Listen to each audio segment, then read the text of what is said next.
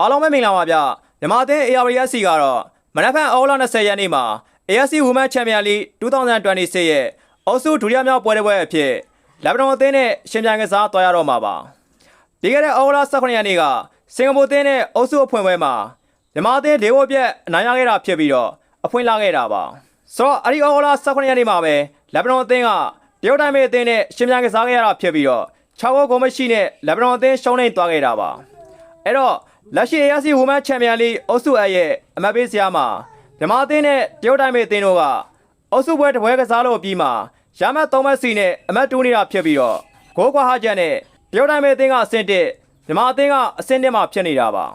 ဆိုတော့ AFC Women Champion League ပြိုင်ပွဲရဲ့အုပ်စုတစ်ခုစီတိုင်းမှာထိပ်ဆုံးအသင်းတစ်သင်းသာနောက်တစ်ဆင့်တက်ရောက်နိုင်မှာလည်းဖြစ်ပါတယ်အဲ့တော့မြန်မာမျိုးသမီးအသင်းအနေနဲ့အုပ်စုပွဲ3ပွဲစလုံးကိုနိုင်ရဖို့ရည်ကြီးသလိုဂိုးများနဲ့နိုင်ရဖို့လည်းနောက်ထပ်ရေးကြီးနေတာဖြစ်ပါတယ်ဆိုတော့မနက်ဖြန်လက်ဘနွန်အသင်းရဲ့ပွဲမှာတရုတ်တိုင်းပဲအသင်းသွင်းခဲ့သလိုမြန်မာအသင်း6ဂိုးနဲ့အထက်သွင်းနိုင်ဖို့လည်းမဖြစ်မနေလိုအပ်နေတာပါဆိုတော့လက်ရှိလက်ဘနွန်အသင်းရဲ့အနေထားကခြေသမိုင်းအားနည်းတဲ့အသင်းတစ်သင်းလို့ပြောရမှာဖြစ်ပြီးတော့မနက်ဖြန်ညနေပွဲမှာမြန်မာအသင်းနိုင်ရမှာတော့သိချပါတယ်ဒါပေမဲ့မြန်မာအသင်း6ဂိုးနဲ့အထက်ဂိုးတွေသွင်းနိုင်ဖို့လိုအပ်နေတာဖြစ်ပြီးတော့အဲ့လိုဂိုးများသွင်းနိုင်မှာအင်အားကြီးတရုတ်တိုင်းပဲအသင်းနဲ့အုပ်စုနောက်ဆုံးပွဲမှာမြန်မာအသင်းဖီအားကင်းကင်းနဲ့ကစားနိုင်မှာဖြစ်တယ်လို့နောက်တစ်ဆင့်တက်ဖို့အတွက်အခြေအနေကောင်းသွားမှာလည်းဖြစ်ပါတယ်